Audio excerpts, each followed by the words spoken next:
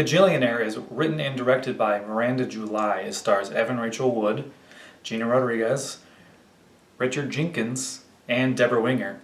Almost forgot a name. So Kajillionaire is a crime, drama, indie movie, and it's kind of like a heist movie and a comedy at the same time, but it really feels like so much more than that. It's Evan Rachel Wood who is the main character, and she plays a teenage, I don't know, she's not a teenager. I don't want to kind of spoil how old she is, but she looks really young in this movie, and she is part of a family who is these criminals, I would say, who live in the back of a laundromat. It's kind of weird, but it's really funny. So old Dolio and her parents kind of live off the grid, and they just try to plan all these little heists and these scams to get as much money as they can.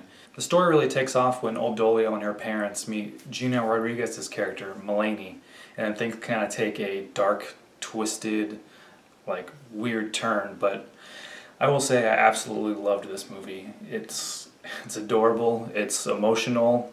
It's one of those movies that really kind of pulls on your heartstrings as the story goes along.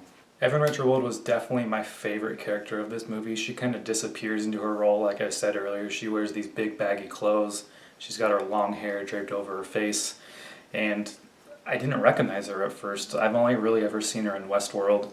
And man, she's for sure the best character in this. And Gina Rodriguez is also fantastic. I don't know why I haven't seen her in much. I know she's been in Annihilation, and then she had her TV show that I never got around to watching.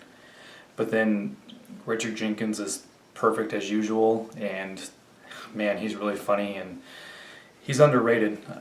I'm definitely glad he's still acting. And then Deborah Winger, I know I recognize that name, but I've never seen her anything, but she was solid as well. And then Miranda July, who wrote and directed this movie, she's really talented. I had never heard of her before, but her name's all over the poster. So I could see her being a really big name after this movie, and then maybe once she makes a couple more. But I can't wait to see more from everyone involved in this. I really enjoy how much time you get to spend with these characters, because it's not like there's not a bunch of shots of just the city or a landscape. It's just the characters talking, and you just get to feel so much from them. And then I love how much, I'm just going to keep saying the word emotion, but how much emotion is like portrayed through these characters, through the lines they're saying out loud, and then the music. The music is more and more like warm and cozy feeling. I mean, I don't know if that's what it was supposed to bring you, but that's what I felt, and I couldn't help but love every part of this movie. As far as the comedy aspect goes, I know it's not really listed as a comedy, but there are quite a few lines and like little situations that just kind of made me chuckle and smile, and I really enjoyed that. I really enjoy a movie that can make me smile, laugh, cry, and just feel for all the characters, because they're just so well written.